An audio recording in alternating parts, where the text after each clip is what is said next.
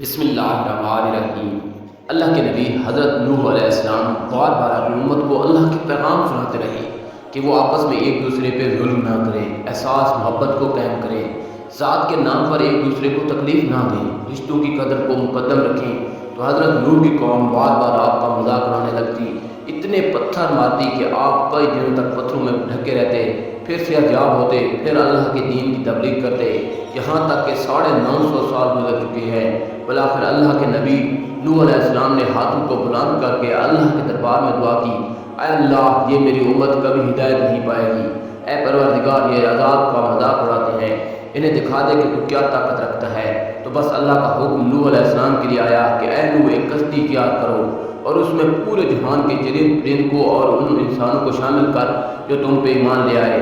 تو یوں اللہ کے نبی حضرت نوح علیہ السلام نے درخت اگائے اور کشتی بنانے میں لگ گئے۔ وہ پوری قوم ہنستی رہی اور نوح علیہ السلام اللہ کے حکم کو تسلیم کر کے اپنے فعل میں مصروف رہے۔ تقریباً 100 سال کے بعد وہ کشتی تیار ہو چکی ہے اور نوح علیہ السلام تمام چرند پرند پہ ان کشتی میں سوار کر ہی رہے تھے کہ اتنی دیر میں سانپ اور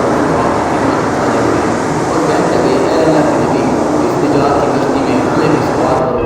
اللہ کے نبی نوح علیہ السلام نے فرمایا، تم تو انسانوں کو تکلیف دیتے ہو، ان کو کاٹتے ہو۔ یہ سانپ اور بچھو ہو کے اللہ کے نبی سے عرض کرنے لگے کہ اے اللہ کے نبی، آپ ہماری نسل کو بچائیں، ہم آپ سے وعدہ کرتے ہیں کہ جو بھی انسان سلام علی نوح فی العالمین پڑھے گا، ہمیں قسم ہے اپنے وجود کی، اپنے خالق کی، ہم کبھی ان کو تکلیف نہیں دیں گے۔ اس وعدے کے بعد اللہ کے نبی نوح علیہ السلام نے سانپ اور بچھو کے جوڑوں کو بھی کشتی میں سوار کر دیا۔ اس نجات کی کشتی میں جو انسان سوار ہوئے، جو مخلوقات سوار ہوئی، سوائے ان کے سب اللہ کے عذاب کے سبب فنار ہو گئے۔ طوفان تھمنے کے بعد اللہ کے نبی نوح علیہ السلام نے زمین کو پھر سے آباد کیا، ہر مخلوقات زندگی بسر کرنے لگی، لیکن اس آیت کو کسی بھی حیوان نے آج تک نہیں بلایا اور اللہ پاک نے آپ نے کتاب کی صورت صفات میں اس آیت کو محفوظ کر دیا۔